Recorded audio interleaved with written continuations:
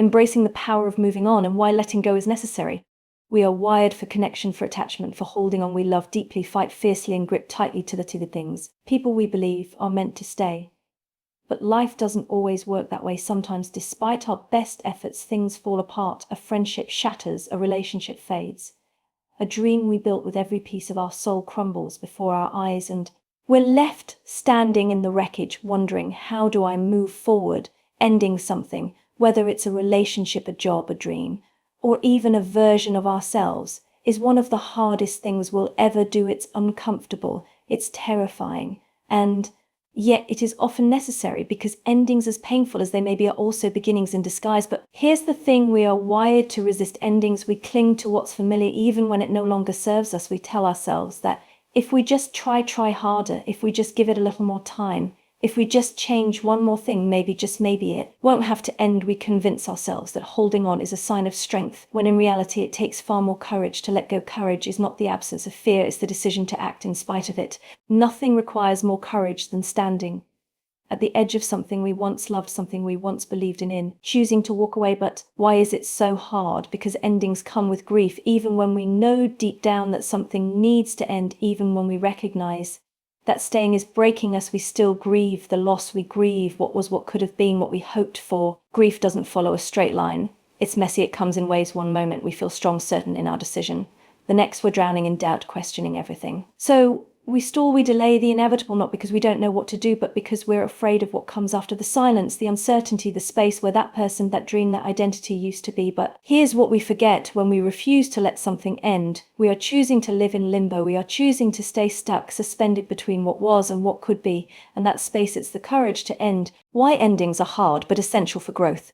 Exhausting, it drains us, it keeps us small. The courage to end isn't about being sure, it's about being honest with ourselves, about what is no longer working, honest about what is breaking us, instead of building us, honest about what we need, even when it means disappointing others. And let's be real, there will be people who don't understand, who tell us we're making a mistake, who ask, why would you walk away from something so good? But only we know what it costs to stay. Only we know the weight of holding on when our hands are already bleeding from the grip. So what if we gave ourselves permission to stop fighting, to stop justifying, to stop waiting for the perfect moment? Just accept that this is where the road ends, because when we do, when we finally choose to end what is no longer meant for us, we don't just walk away from something old, we walk towards something new. And that right there is where freedom begins. Letting go is one of the hardest things we will ever do, not because we don't know how, but because we don't want to, because it hurts, because it feels unnatural, because even when we know deep down that something is no longer meant for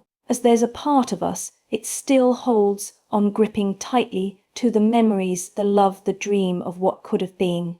And that's the thing about letting go. It's never just about the thing we're releasing. It's about all the hopes, expectations, and pieces of ourselves that we wove into it. Letting go means grieving, not just for what was, but for everything we thought it would be. Grief is messy. It doesn't move in a straight line. It doesn't follow a schedule. One day we feel strong, ready to move far forward. The next we are hit by a wave of sorrow. So strong it knocks the air from our lungs. One moment we convince ourselves that we've let go, and the next we catch ourselves reaching for something that isn't there anymore. That's what makes letting go so painful. It's not a single choice, but 1,000 choices, a decision we make again and again every time we are tempted to turn back. Why is it so hard? Because we attach meaning to the things we hold on to. A relationship isn't just a relationship, it's the laughter, the inside jokes, the late night talks, the version of ourselves that existed when we were with that person. A dream isn't just a dream, it's the years we poured into it, the sacrifices we made, the identity we built around it. When we let go, it feels like we are losing more than just the thing itself. It feels like we are losing a piece of who we are. Yet holding on to something that is no longer meant for use is its own kind of pain. It weighs on us. It keeps us stuck in a cycle of what ifs and regrets. We replay old conversations, searching for the moment where things went wrong. We rewrite the past in our minds, trying to convince ourselves that if we had done something differently, we wouldn't be here facing this loss. But here's the truth: the pain of letting go, acknowledging grief, discomfort, and the struggle of release.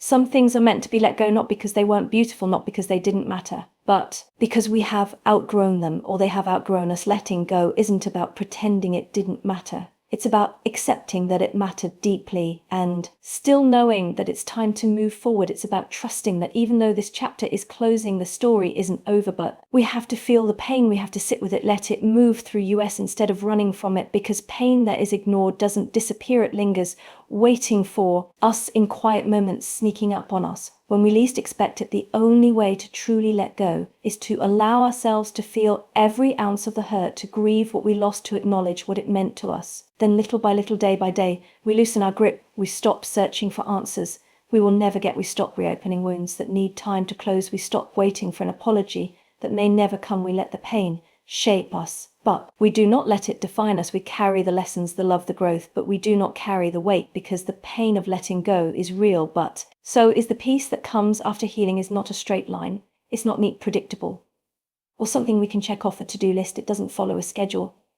And it certainly doesn't care about our timelines. Healing is messy, non-linear, deeply personal. Some days it feels like progress, like we are finally moving forward, lighter, stronger. Other days it feels like we've been dragged back to square one, drowning in emotions we thought we had already worked through. And that's okay, that's part of the process, because healing is not about erasing the past. It's not about pretending the pain never happened. It's about learning how to live with it without letting it consume us. It's about carrying the memories without carrying the weight. But let's be honest, healing is hard. It requires patience. It requires honesty. It requires us to sit with our pain instead of running from it. That is where most of us struggle. We live in a world that glorifies moving on quickly, that tells us to get over it and be strong, as if grief and healing are things we can rush. We are taught to distract ourselves, to numb the pain, to bury it under work, relationships, or busyness. Healing doesn't happen when we ignore the hurt. It happens when we face it. It happens in the quiet moments, when we allow ourselves to feel, when we stop pretending we're okay and admit that we're still hurting, when we cry over things that no longer exist, when we grieve the version of ourselves that we lost along the way. Healing asks us to be brave, to stop looking for closure in places that will never give it to us, to stop reopening wounds that need time to close, to stop searching for the healing process. Navigating healing, self-reflection, and emotional recovery. Explanations that won't change what happened. Healing means forgiveness, not always for others, but for ourselves, for the times we stayed too long, for the times we ignored red flags, for the times we weren't kind to ourselves in the process of letting go. Here's the truth: no one really talks about healing as lonely, because no one can do it for us. People can support us, love us, hold space for us, but at the end of the day, healing is an inside job. It's late nights wrestling with memories. It's mornings where we wake up and have to remind ourselves why we left, why we chose to walk away, why we are choosing ourselves. And it takes time, longer than we want, longer than we think it should, but one day something shifts. One day we wake up and the weight feels lighter. One day we hear a song, see a place, or revisit an old memory. It doesn't hurt the same way. One day we catch ourselves laughing, really laughing, and realize that we didn't have to force it. One day we realize we are no longer surviving, we are living. That is healing. It doesn't happen all at once. It doesn't mean we forget. It means we learn to carry our path differently. It means we take lessons, the strength, the growth, and we leave the rest behind, because healing doesn't mean we go back to who we were before. It means we step into who we are becoming, and that is the most powerful thing we can do. Holding on is exhausting. We don't realize how heavy something is until we finally set it down.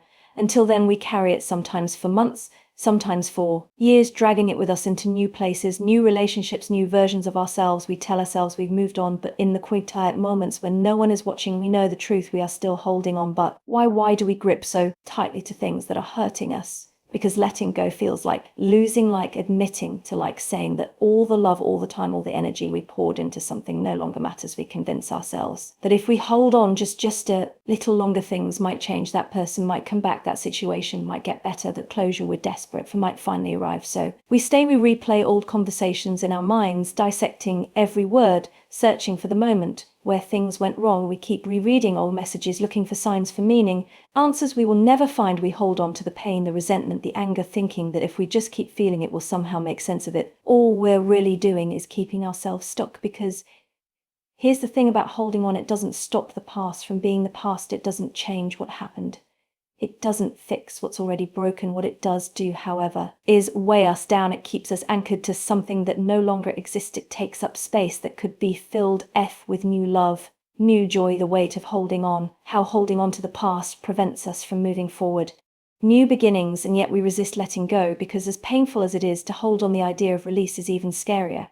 Who are we without this thing we've clung to for so long? What happens when we finally stop hoping, stop waiting, stop reliving the unknown is terrifying. So we convince ourselves that carrying the weight is easier than facing what comes after, but the weight of holding on seeps into every part of our lives. It's the exhaustion. We can't explain the bitterness that lingers the way we build walls around ourselves, afraid to trust, afraid to try again. We don't just hold on to the past, we carry it with us, and it shapes how we show up in the present. We weren't meant to live this way. We weren't meant to walk through life burdened by things that no longer serve us. We weren't meant to stay in places that drain us. We weren't meant to keep reopening wounds that need time to close at some point. We have to ask ourselves, what is this weight costing me? Is it worth my peace, my joy, my future? Because the truth is we cannot receive what is meant for us if our hands are still full of what was. We cannot step into what's next if we're still carrying everything that came before. Yes, letting go is painful, but so is holding on. Only one of those paths leads to freedom. There is a moment, subtle, quiet, almost imperceptible, when we realize that we are no longer carrying what once weighed us down. A moment when the past which once felt like chains around our heart begins to loosen its grip. A moment when we exhale, not out of exhaustion, but out of relief. That moment that is the freedom of release. But before we reach that moment, we struggle, because letting go doesn't happen all at once. It's not a single choice, a series of choices made over and over again. It's waking up every morning and deciding not to reach for what hurt us. It's resisting the urge to reopen old wounds, just to feel something familiar. It's choosing day by day to loosen our grip on something that once felt like everything. And yet, the idea of release can be terrifying, because for so long we have held on to our pain, our heartbreak, our disappointment, sometimes even our anger like armor. We have wrapped ourselves in it, made it part of our identity, convinced ourselves that without it we would know who we are. We tell ourselves that if we let go, it means that what we went through didn't matter, that the love, the effort, the sacrifices we made were meaningless. But that is a lie. Letting go does not erase what happened. It does not mean we were wrong to care, wrong to try, wrong to hope. It simply means we are choosing ourselves now. It means we are releasing the grip of the past so that we can step fully into the present. And what does that look like? It looks like waking up one day and realizing that the freedom of release, finding peace and empowerment in letting go. Memories no longer sting the way they used to. It looks like being able to think about someone who once broke our heart without feeling that familiar ache in our chest. It looks like laughter that is no longer force, joy that is no longer shadowed by the past, and love, real, deep, wholehearted love that is no longer guarded by fear. Freedom is the moment we stop waiting for an apology that will never come. It is the moment we stop meeting closure from people who could never give it to us. It is the moment we stop reliving a past that no longer serves us. Freedom is no longer needing to prove our worth to people who never saw it. It is no longer punishing ourselves for mistakes we made when we didn't know better. It is no longer defining ourselves by what happened to us, but by how we rose from it. And here's the most beautiful part of release. When we let go, we make space. Space for peace, for healing, for new beginning. Space for love that isn't built on pain. Space for dreams that aren't attached to old versions of ourselves. Space for a life that isn't dictated by the past, but by the endless possibilities of the future. Yes, release is hard. It is painful. It is a process that requires patience and courage. But on the other side of it, there is freedom. The kind of freedom that feels like sunlight on your skin after a long winter. The kind of freedom that allows you to finally breathe deeply and fully without the weight of yesterday pressing down on you. So let go, not because what happened didn't matter, but because you matter more. There is something profoundly beautiful about a new beginning. It is a second chance, a fresh start, an open road stretching before us, waiting to be written. But new beginnings are rarely easy. They are born out of endings, sometimes painful, sometimes unexpected, sometimes long overdue. They come after the storm, in the quiet aftermath of what was lost, demanding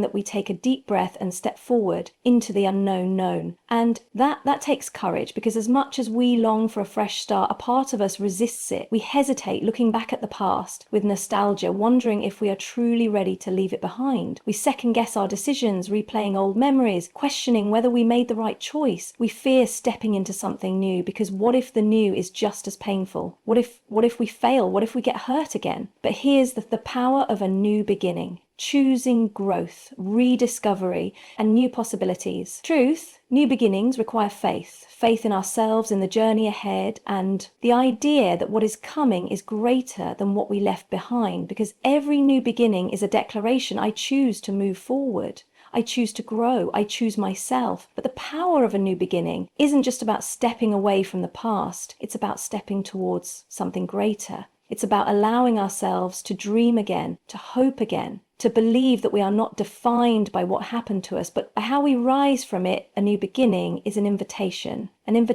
to rediscover ourselves, to learn who we are without the things that once defined us, to explore what makes us come alive, what sets our soul on fire, what brings us joy. It is an opportunity to create new memories, to build something meaningful, to surround ourselves with people who see us, value us, and uplift us. But here's the thing about new beginnings. They don't always come with certainty. They come with fear, with discomfort, with moments of doubt. They come with the weight of everything we've been through, whispering to us that maybe it's safer to stay the same. Maybe it's easier to hold on to what's familiar, even if it no longer serves us. But the power of a new beginning is found in our willingness to embrace the unknown, to trust that even though we can't see the whole path ahead, taking the first step is enough. And make no mistake, new beginnings don't mean erasing the past. They don't mean forgetting. We were never broken. They don't mean forgetting what we've been through. They mean carrying our lessons forward without carrying the weight. They mean honoring what we survived while refusing to let it define us. Because new beginnings are not about being perfect. They are about being brave. They are about choosing to try again, even after failure. Choosing to love again, even after heartbreak. Choosing to believe in ourselves, even after self-doubt. They are about writing a new story, not because the old one didn't matter, but because we are ready for the next chapter. And here's the most powerful thing about New Conclusion: a final message of hope, strength, and rising beyond the past beginnings. They are always available to us at any moment. We can decide to start again. We can wake up one morning and choose to release the past, to forgive, to move forward. We can choose to walk away from what is no longer meant for us. We can choose to rebuild, to redefine, to rediscover our elves, because life is not about staying in the same place, clinging to what was. It is about evolving, growing, and stepping boldly into what is waiting for us. So if you find yourself standing at the edge of something new, yes, it will be uncomfortable. Yes, it will be uncertain. Yes, there will be moments when you want to turn back. But trust this: on the other side of fear is freedom. On the other side of doubt is discover why. On the other side of letting go is a life you have yet to live.